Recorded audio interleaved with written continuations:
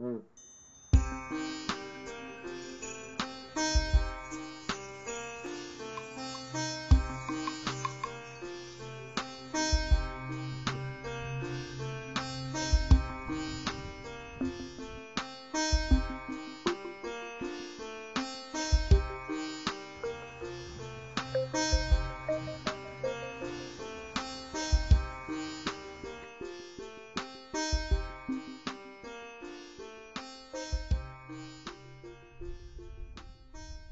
Nous nous trouvons ici sur le littoral du Grand Cul-de-Sac marin, au fond de la baie, sur la commune de Bémao. Ce site a été engagé en 2013 dans une démarche de restauration écologique qui a associé l'ensemble des parties prenantes et des usagers et gestionnaires de ce site. L'objectif étant d'essayer de limiter et d'agir sur les sources de dégradation. Je m'occupe des jeunes qui sont en contrat civique. Ils sont là pour un an. Et aujourd'hui, on est sur le site pour réaliser un nettoyage au niveau des quais de Dupuis, Bémao. Je pense que ça se passera encore mieux que la première fois.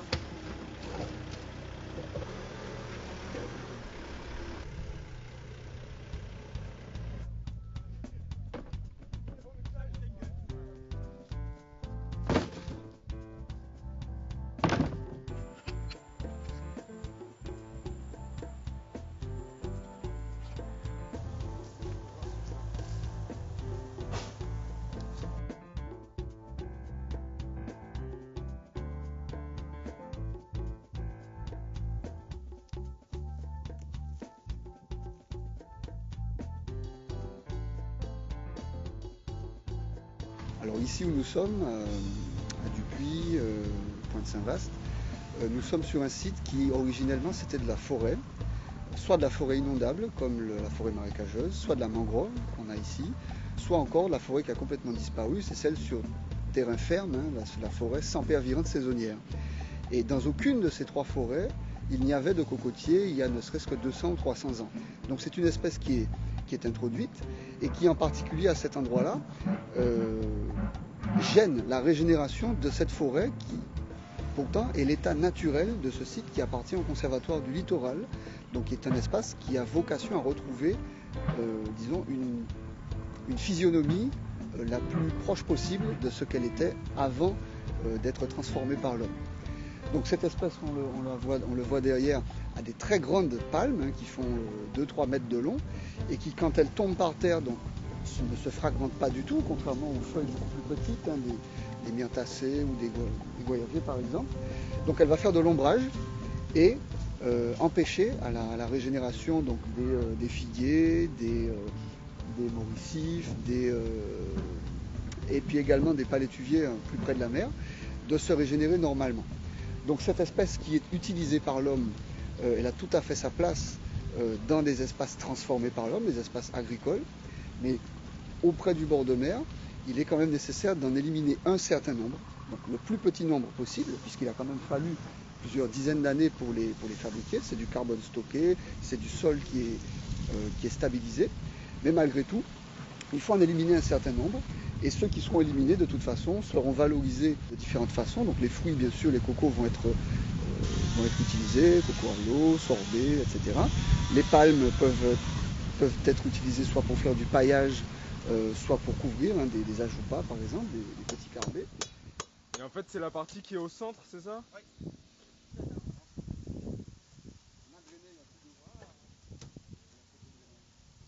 Ouh la vache!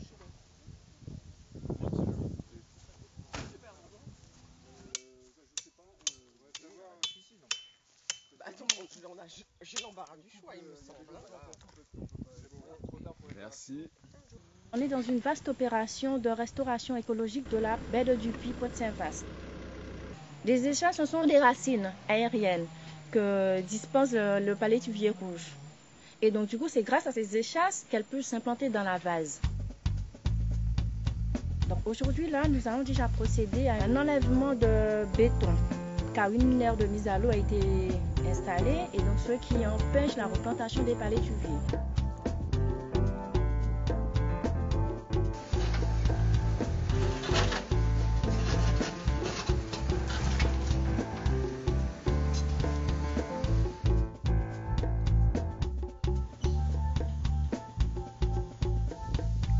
Le Conservatoire du littoral est un établissement public administratif qui a pour but la préservation des espaces naturels du littoral.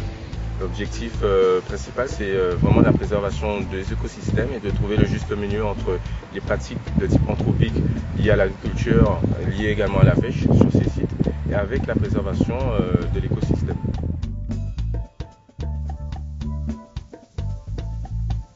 Nous, en tant qu'agriculteurs, nous profitons justement de cette action que mène le parc, justement pour sensibiliser déjà nos adhérents agriculteurs, pour leur dire bon, il y a un certain nombre de démarches avec le parc, respecter les limites, faire attention aux animaux qui sont trop près du littoral, etc. Donc cette opération vient à point.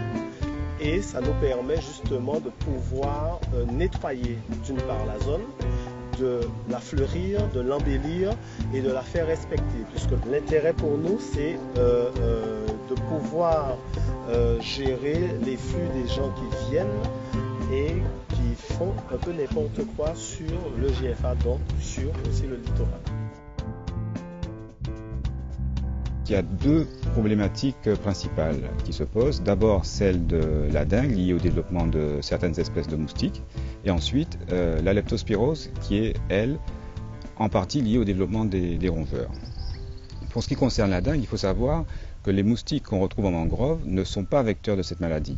Ce sont des moustiques qui peuvent constituer à des moments de l'année des nuisances mais ne transmettent pas de maladie. En revanche, tous les déchets de consommation, tous ces déchets, tous ces réceptacles qui sont liés à une activité humaine vont constituer des gîtes larvaires pour un moustique qu'on appelle Aedes aegypti, qui est un vecteur majeur de la dengue et qui peut aussi transmettre le virus de chikungunya.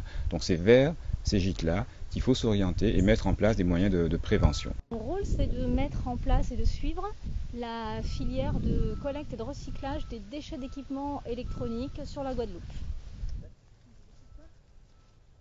Il y a ici des agriculteurs qui ont des bêtes à abreuver, il n'y a pas d'eau agricole, donc il faut qu'ils se débrouillent. Donc là on a un système ingénieux de collecte d'eau pluviale.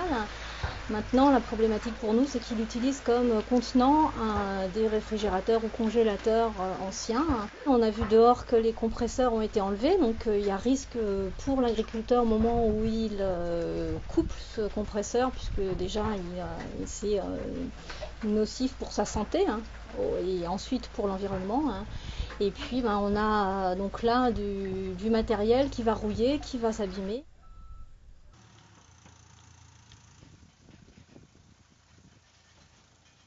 Le deuxième grand problème de santé publique est la leptospirose qui est en grande partie liée au développement de rongeurs domestiques tels que les rats.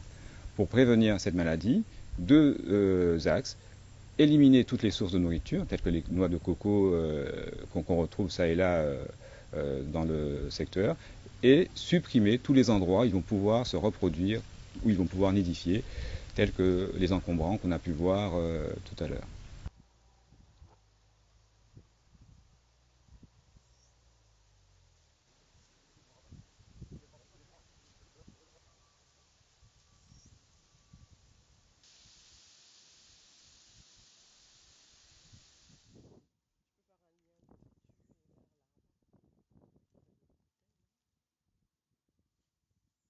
Donc nous sommes juste sous ce mangle médaille qui provient de cette graine, et c'est un arbre qui, déjà de par son développement, montre qu'il est en équilibre avec le milieu. Il est d'autant plus en équilibre qu'on voit que le tapis de plantules qui est derrière moi est exclusivement constitué donc de sa descendance. Ce sont des plantules qui ne peuvent se développer que là où le sol est inondable par de l'eau douce au moins une partie de l'année. Là où le sol n'est plus inondable, on a, comme à côté, plutôt de l'amandier, ou si le sol est inondable par de l'eau salée, on a du palétuvier rouge comme derrière. Donc on voit également que sur ce site, ce qui va empêcher ces graines d'arriver à ce stade-là, c'est par exemple les remblais sur lesquels on est installé, l'imperméabilisation, les déchets, le brûlis. Et donc ce sont toutes ces nuisances qu'on essaie de gérer, de contrôler, d'éliminer avec le temps, pour laisser à cette espèce et à plein d'autres le temps et l'espace dont elles ont besoin pour reconstituer la végétation originelle. On est face à des gens qui volontairement ont mis le feu à des déchets électroniques pour récupérer les matériaux précieux qui sont à l'intérieur, cuivre. Ils prennent un risque pour leur santé, mais économiquement en fait ils sortent de la filière des équipements qui normalement devraient être traités par notre prestataire. Ils prélèvent les métaux précieux, ce qui pose un problème économique puisqu'aujourd'hui la filière est financée par l'éco-participation que chacun paye quand il achète un appareil électronique ou un équipement électrique neuf. Cette filière, elle a des coûts et des recettes qui sont intégrés. Si y a une économie parallèle qui se met en place, c'est toute l'économie de la filière qui est remise en question. Cette dépollution, ce recyclage, c'est quelque chose qui se pratique, mais par des prestataires, des industriels formés à cela et dans un contexte industriel précis.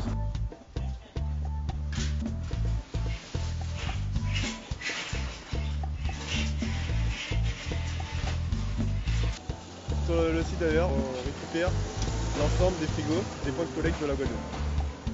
Donc ceux-ci sont amenés par des prestataires, déchargés par 2 opérateurs qui se chargent de les classer sur le site.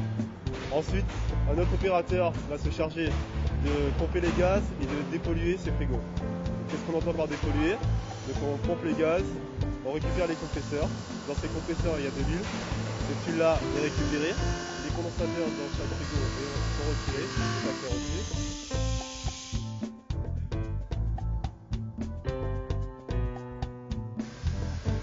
Ensuite, ces frigos sont empotés et envoyés directement dans des filières en métropole pour pouvoir recycler la mousse qui se trouve dans ces frigos. En termes d'emploi, sur l'ensemble du site AER, c'est une vingtaine de personnes qui y travaillent.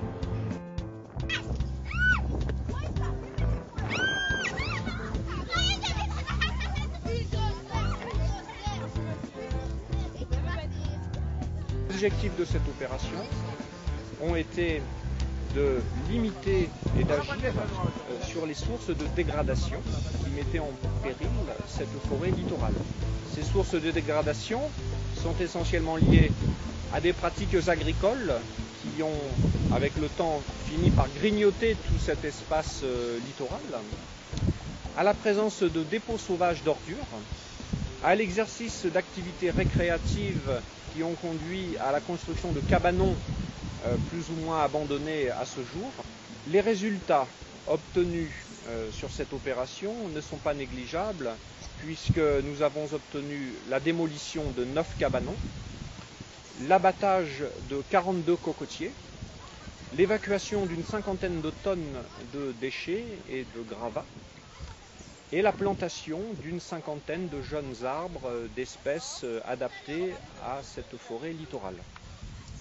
Au-delà des travaux réalisés, nous espérons que les actions de sensibilisation et d'éducation à l'environnement contribueront à changer le regard des usagers de ce site et contribuera à préserver ce milieu naturel particulièrement intéressant. Tu ne viendras même pas voir l'arbre que tu as planté. Je demanderai à maman pour venir m'occuper. Tu sais que cet arbre-là sera beaucoup plus grand que toi un jour. Ah oui, ça je le sais. Vous êtes content d'avoir planté un arbre? Oui.